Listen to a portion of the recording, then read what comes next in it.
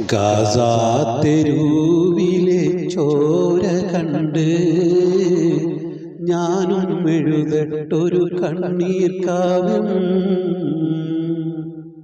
പിഞ്ചോമന മക്കളെ ചോരക്കായി ദാഹിച്ചലയുന്ന ചെന്നായിക്കൂട്ടം. മരിച്ചത് ഞാനല്ല, നീയാണ് മുസ്ലിമേ.